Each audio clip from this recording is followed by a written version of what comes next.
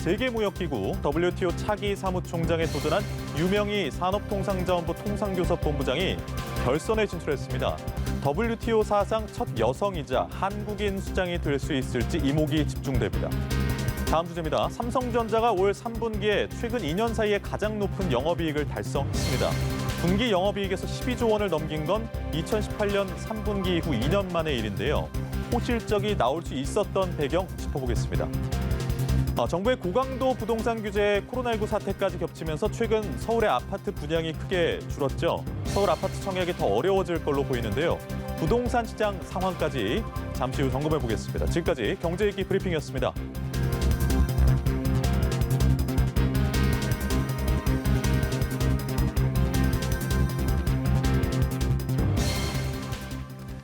네, 보다 자세한 내용은 김대우의 경제읽기에서 살펴보겠습니다. 김대우 박사 자리하셨습니다. 네, 어서 오세요. 네, 반갑습니다. 네. 자, 유명희 본부장, WTO 사무총장 선거에서 최종 후보 2인에 들었습니다. 그동안 한국인 국제기구 수장으로는요, UN 반기문 사무총장, 또 WHO 이종욱 사무총장 등이 있었는데 WTO에서 수장이 된다는 건 좀 어떤 의미가 있는 자리일까요? WTO라는 것은 말 그대로 세계 무역기구입니다. 전 세계의 무역에 관한 공정, 불공정 문제를 규율하는 곳인데 사실상 먹고 사는 문제를 총괄하고 있다고 해도 과언이 아닙니다. 우리나라는 특히 무역 의존도가 세계에서 가장 높은 나라고 무역에 국가의 운명을 걸어놓고 있다시피 한데요. 적어도 우리나라에서 세계 무역기구 WTO의 사무총장이 나온다면 그동안에 일부 받았던 어떤 불이익, 국제 무역 세계에서 받았던 불이익은 적어도 막을 수 있다. 그런 면에서 1차적으로 상당히 희망적이고 반가운 소식이라고 하겠고요.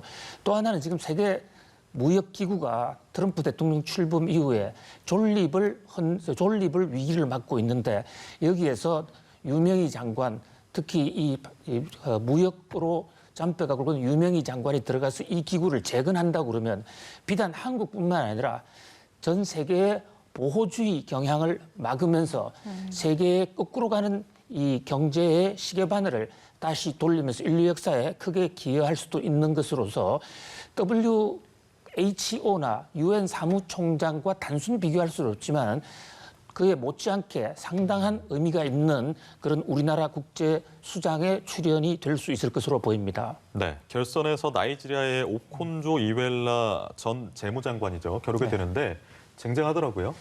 예, 현재까지 그동안 쌓아온 경력만 놓고 보면요. 국제사회에서 우리 유명희 통상본부장보다도 훨씬 더 이 국제적 지명도도 높고 또 그동안에 거쳐온 자리도 훨씬 더 비중이 높습니다. 지금 그래픽에 나오시는 대로 보면요. 오른쪽에 있는 분이 오콘조 나이지리아 출신인데요. 세계은행 전무, 부총재급에 해당하는 했어요. 원래 경제학자고요. 하버드 대학과 MIT를 거친 아주 아프리카 여성으로서는 석학 중에 석학입니다. 또 요즘 주목을 끌고 있는 이 백신 감염 문제에 관한 여기에 이사회 의장을 역임해서 국제의학계에도 굉장히 많이 알려져 있고요. 자국에 돌아가서는 재무부 장관을 2번 했고 또 외무부 장관을 1번 했습니다. 그런데 우리나라 유명희 현재 통상본부장은 아직은 차관급이거든요. 장관을 1번도 못했고 또 뭐 그런 급수보다도 더 중요한 것은 유명희 본부장은 국제 무대에서 근무한 경험이 단 1번도 없습니다. 순수하게 한국 내에서 그리고 통상본부에서만 올곧이 공무원으로 근무한 통상 전문가거든요. 뭐 그러나 이 WTO에서 사람을 선정할 때 과거의 경력이나 직급만 보는 것이 아니라 앞으로의 미래 가능성, 또 세계 경제의 기여 가능성 이런 걸 놓고 볼 때 우리 유명희 본부장도 결코 오콘조에 뒤지지 않는, 특히 지금 나이가 약 10년 정도 더 젊거든요. 그런 면에서 연부역강하게 세계 무역 현안을 잘 풀어갈 수 있을 것이다라는 그런 평가도 나오고 있습니다. 네, 둘 중 누가 되었든 간에 WTO 사무총장, 이전보다 훨씬 막중한 역할을 맡게 될 것 같은데 지금 사무총장, WTO 신임 사무총장이 맡게 될 현안은 무엇이고 이 사무총장이란 자리가 가지는 권한에 대해서도 좀 말씀해 주시죠. 예, 지금 이 유엔과 WTO를 조금 비교를 해보면요. 유엔은 우리 반기문 전 외교부 장관이 사무총장을 역임을 했습니다마는 네. 사실은 유엔은 안전보장이사회라는 게 있어서 그 상임이사국 5개 또 비상임까지 포함 15개가 그들만의 리그를 꾸려가면서 사무총장은 좀 집행관 정도로 국한시킨 그런 측면이 있었습니다. 그러나 WTO는 그런 안전보장 시스템이 없고 일국 1표제를 채택하고 있기 때문에 사실상 WTO의 사무총장은 WTO의 의장 또는 총재로도 볼 수 있어요. 특히 중요한 것이 이제 세계 무역 질서를 편성을 하면서 문제가 생겼을 경우에 국가 간의 갈등이나 분쟁이 생겼을 때 WTO 내에 분쟁 조절 기구가 있습니다. 지금 현재는 트럼프 대통령에서 사실상 마비가 돼 있지만 네. 거기에 임명권도 사무총장이 상당수 가지고 있기 때문에 여기에 우선 역할이 크고요. 또 지금 지적해 주신 대로 우리 WTO는 지금 큰 위기를 맞고 있습니다. 존폐의 여부라는 거죠. 미국이 지금 탈퇴해 버릴까 말까 네. 하는 문제. 또 어떤 결정이 나와더라도 선진국의 자신의 국익과 국가적인 파워를 이용해서 결정을 따르지 않는 이런 문제도 있거든요. 그래서 자칫 잘못하면 이런 식으로 가면 WTO가 공중분해 해체될 수도 있어요. 바로 이 WTO 사무총장이 아제베토 아닙니까? 예. 이분은 도저히 일을 할 수가 없다. 미국의 압력에다가 회원국들이 말을 안 들으니까 그래서 임기를 1년 놔두고 사퇴를 해버렸거든요. 그런 만큼 갈 길이 상당히 멉니다. 그런데 그런 만큼 오히려 리더십이 있고 국제적 지지도 지휘력이 있는 사람이 오게 되면 위기를 돌파할 수 있다. 그런 면에서 세계에서는 좀 더 영향력이 있고 능력 있는 인사가 오자. 특히 이번에는 누가 되더라도 여성 사무총장이 나올 것 같아요. 네. 나이지리아의 오콘조도 여성이고 유명희 본부장도 여성인데 예. 이런 갈등 상황에서는 따뜻한 마음, 섬세한 리더십을 갖고 있는 여성들이 훨씬 더 나을 수 있지 않을까 그런 면에서 나름 기대를 받고 있습니다. 네, 정말 뭐 존폐의 갈림길에 서 있다라고 하셨는데 막중한 역할을 맡게 될 것 같습니다. 그러면 최종적으로는 좀 어떤 방식으로 선출을 하는 건가요? 예, 그동안에는 1인 2표제, 3표제 다양한 형태를 취해와서 7명 중에서 6명으로 좁히고 6명 중에서 5명 쪽으로 이렇게 좁혀 나갔습니다만 이번 이제 마지막 결선 투표는 두 사람만을 상대로 해서 164개 회원국이 각국이 1표씩만을 행사합니다. 10월 말부터 이제 투표에 들어가게 되는데요. 그러다 보니까 이제 사실 진검승부가 되는 것이죠. 그동안에는 어떤 후보가 A 그룹으로서도 지지를 받고 B 그룹으로서도 동시 지지를 받을 수 있지만 이제는 오콘조냐 유명이냐를 선택을 하라. 이런 진검승부를 벌이게 되는데요. 우리나라 입장에서는 그렇게 현재로서는 유리하지만은 않습니다. 우선 네. 이 오콘조 후보는 아프리카, 나이지리아 출신이기 때문에 164개국 중에서 아프리카 표가 제일 많습니다. 그다음에 또 이 나이지리아는 잘 아시는 대로 영국 연방입니다. 영국 연방 회원국이 지금 58개국이에요. 영국 연방이 이쪽을 지지할 수도 있고, 그럼 또 일본이 우리 한국의 유명희 본부장의 사무총장 취임에 대해 강력히 반발하고 있기 때문에 네. 국제사회에서의 지원자보다는 현 상태로서는 구조적으로 보면 반대파가 더 많을 수도 있습니다만은 네. 그러나 한국이 국제 무대에서 갖고 있는 영향력, 특히 무역에서 갖고 있는 절대적인 위치, 또 유명희 본부장의 개인적인 어떤 탁월한 능력 이런 것들이 겹친다면 불가능하지는 않은 그런 한번 해볼 만한 승부가 아닌가 이런 생각을 해봅니다. 네, 뭐 말씀처럼 일본이 이제 반대하는 게 우리가 지금 WTO에서 일본과 또 분쟁 절차를 밟고 있는 그런 상황입니다. 근데 반대로 만약에 선출이 된다면 좀 긍정적인 역할도 기대해 볼 수 있는 것 같아요. 그렇습니다. 적어도 이제 터무니없는 네. 그런 어떤 일본의 그 징용 문제 같은 이런 문제는 제소 단계나 또는 분쟁 조정 과정에서 좀 객관화시킬 수 있겠죠. 물론 유명희 본부장이 한국 사람으로서 WTO 사무총장이 된다고 해서 모든 것을 우리나라 입장에서만 편을 드는 것은 아니겠지만 적어도 객관성이 담보될 수 있다. 그런 면에서는 상당한 힘이 될 수가 있을 것으로 보이고요. 또 각종 그 WTO의 시스템, 체계도 통상 전문가로서 비단 한두 나라뿐만 아니라 전 세계 경제의 활성화를 위해서 상당히 기여할 수 있지 않을까 하는 기대를 해봅니다. 예, 어쨌든 축하할 일이 좀 있었으면 좋겠습니다. 그렇습니다. 네. 예. 다음 주제로 넘어갈 텐데요. 삼성전자가 어닝 서프라이즈를 기록을 했네요. 업황이 이렇게 좋지 않았잖아요. 코로나19 때문에. 그렇습니다. 삼성전자의 매출, 영업이 다 그 당초 예상보다도 좋았습니다. 그래서 정권가에서는 예상보다 좋았을 때를 어닝 스프라이즈, 그러니까 어닝이라는 게 이익을 얘기하는 겁니다. 이익 실적 발표가 깜짝 시세를 이루었다. 이럴 때 어닝 스프라이즈라고 그러고요. 생각보다 훨씬 못한 깜짝, 같은 깜짝이라도 비관적이 되는 깜짝은 어닝 쇼크라고 그러는데 지금 어닝 스프라이즈를 기록했습니다. 우리 영업이익이 삼성전자가 무려 12조를 기록을 하면서 전년 동기 대비 59% 어마어마하게 늘어났어요.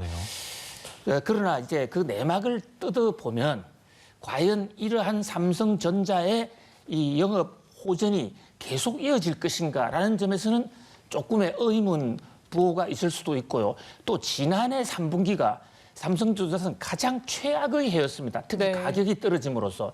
그리고 삼성전자가 오늘 발표한 걸 보도 영업이익은 많이 늘어났는데 매출은 별로 늘어나지 않았습니다.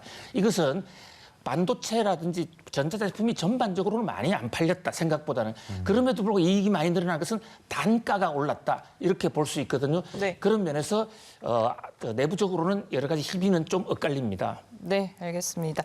자, 다음 주제도 같이 짚어보려고 하는데 여러 가지 이제 부동산 고강도 규제가 나오면서 최근 서울의 아파트 분양은 크게 줄었습니다. 이달에는 보니까 분양하는 아파트가 아예 없는 상황이고 전세값은 계속 치솟는 그런 흐름이 이어지고 있어서요. 세입자들 여러모로 불안할 것 같은데요. 그렇습니다. 잘 지적해 주셨는데 지금 전체적으로 부동산 상황은 안정 국면으로 들어가고 있습니다만 지금 피갑을 낼 수 있는 두 가지 문제.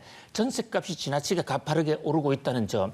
그다음에 서울에 아파트 공급 물량이 없어졌다는 거. 없어진 정도가 아니라 완전히 절멸돼 버렸어요. 그러니까 이달에는 서울에서 분양하는 아파트 단 한 채도 없습니다. 왜 이 같은 현상이 생기느냐? 아파트 분양가 상한제 때문에 많은 재건축, 재개발 단지에서 지금 정부가 이 분양가 상한제에 얼마만큼의 금액을 줄 것이냐. 또 분양가 상한제가 낮아지기 때문에 지금 당장 분양을 하면 재건축이나 재개발 단지로서는 경제적인 손실이 예상됩니다. 그래서 재건축, 재개발을 하는 사람들, 하는 조합에서도 당장은 지금 분양하지 않을 것으로 보여요. 이런 일시적인 어떤 시장 괴리 현상이 혹시 공급의 부족 현상을 불러서 아파트 가격을 다시 좀 안정됐던 시세가 올라가지 않을까 좀 불안감이 나고 있고요. 전세값은 이 임대차 3법에 따른 후폭풍이긴 하지만은 전세 가격이 계속 올라가면 결국 전세 사는 사람 입장에서는 이런 스트레스를 받느니 아예 내가 집을 사겠다라는 쪽으로 돌아갈 수가 있거든요. 네. 말씀해 주신 두 가지 변수는 앞으로 집값을 오르는 요인으로 작용할 수도 있다. 그런 점에서 우리가 조금 주목을 해서 봐야 될 그런 시그널이라고 하겠습니다. 네. 홍남기 부총리 같은 경우에는 계약갱신 청구권제가 전세값을 좀 끌어올린 측면도 있다라고 국감에서 얘기를 했는데 이 부분에 대해서는 어떤 의견 가지고 계세요? 네, 홍남기 부총리의 그 계약갱신 청구권의 이제 그 원인을 돌린 것은 한마디로 이렇습니다. 계약갱신 청구권이라는 것을 정부가 임대차 2법을 통해서 8월 말부터 도입하지 않았습니까? 네. 그러면 이제 2년이 지났는데 새로 된 임대차 그 보호법에 의해서 계약갱신권을 청구하면 종전의 가격으로 2년을 더 살게 되거든요. 더 살게 되면 가격 변화도 없어요. 5% 이하로 하라. 그리고 대부분은 과거의 금액으로 한단 말이죠. 그러니까 이 대목이 시장에 지금 통계에 안 잡히는 거예요. 계약을 세개로 체결하지 않으니까. 그러고도 일각에서는 계약갱신 청구권을 하면 집주인 입장에서는 아예 내가 들어가겠다. 그래서 실거주할 테니까 나가달라 하는 이런 이제 홍남기 부총리도 본인이 전세 살고 있는데 지금 그런 통지를 받았다고 그래요. 네. 이제 이런 문제는 과거의 그 패턴하고 좀 달라졌기 때문에 통계를 왜곡시키는 측면이 있다.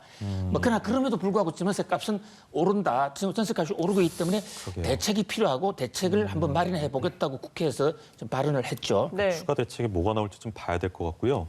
말씀하신 것처럼 7월 말부터 분양가 상한제가 서울 전역에 실시가 됐는데 이 상한제가 적용된 아파트 분양가가 확정이 되고 있습니다. 어느 정도 수준입니까? 그렇게 이제 세종의 관심은 분양가 상한제를 하면 과연 가격이 얼마나 떨어질 것인가. 그동안에는 분양가를 이제 재건축이나 재개발 조합의 주도로 만들다가 이제는 정부가 정해놓은 가이드라인도 하니까 가격이 많이 떨어질 거다. 특히 새로 분양을 받으려는 사람 입장에서는 저 가격이 얼마 되느냐에 굉장히 지금 비상한 관심이에요. 그런데 서울 서초구에서 이제 최근에 이 재건축은 아니지만은 도시 그 주거 가로 정비 사업에 67채의 분양가 물량이 나왔어요. 그런데 이제 역시 깨 보니까 여기에 분양가가 6년 전으로 돌아간 평당 3,200만 원인데 저 서초구 저 지역에 3,200만 원이면 엄청나게 싸진 것이거든요. 예.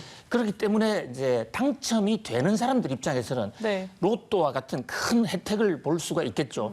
그런데 너무 가격이 또 싸다 보니까 많이 몰려서 청약 폭발이 돼서 경쟁이 되면 네. 가격이 또 상승할 수도 있는 분양가 상한제가 과연 어떻게 이 아파트 시세에 영향을 미칠지 매우 주목되는 순간입니다. 네. 최근에 이제 갭 투자가 유행을 했고 네. 그 후유증으로 깡통 전세도 늘어나고 있습니다. 제가 이 기사를 보고 좀 제 눈을 의심했는데 집주인 한 명이 200명이 넘는 세입자로부터 전세 보증금을 떼먹는 사례가 있었는데 그 액수가 400억 원대이더라고요. 그렇습니다. 충분히 가능한 얘기죠. 이제 여기서 주로 여기서 400채 집이라고 그러면 일반 단독주택 400채는 현실적으로 그렇게 쉽지가 않고요. 다가구나 다세대 주택에서 흔히 일어나는 일입니다. 큰 한 건물에 집을 이래 쪼개놓은 다세대나 다가구들이 있죠. 네. 그런 경우에 이제 특히 대학생들 또 혼자 사는 싱글족들 이런 사람들이 들어가 있는데 거기서 제대로 자기 그 확정 일자를 받아놓지 않는다든지 또는 그 제대로 그 주민등록을 해놓지 않는다 이럴 때 최우선 변제도 못 받게 되고 또 대항력을 설정 안 해놓으면 거기에 담보권자가 돈을 뺏어갑니다. 이번 지금 지적해 주신 400채 같은 경우에도 본인이 일단 전세를 준 다음에 그런 다음에 은행에 대출을 빌립니다. 또는 개인적으로 돈을 빌립니다. 그리고 저당권을 설정을 하거든요. 그런데 저당권이 대항력을 확보해 놓지 않으면 저항권이 전세권보다 우선합니다. 네. 왜냐하면 저항권은 물건이고 전세권은 채권이기 때문에 네. 물건이 우선하거든요. 이런 대책을 안 해놓은 사람들의 피해가 지금 속출하고 있고 한 채에 한 주인이 400채까지 하고 있다. 뭐 본인도 의도적으로 사기를 치려고는 하지 않았겠죠. 거기에 이제 집값이 떨어지니까 말씀 주신 대로 갭 투자를 하다 보니까 감당 못하게 되니까 도망가는 이런 사태가 지금 속출하고 있습니다. 네. 자, 여기까지 오늘 얘기 나눠보겠습니다. 김대우 경제읽기 김대우 박사와 함께했습니다. 고맙습니다. 감사합니다.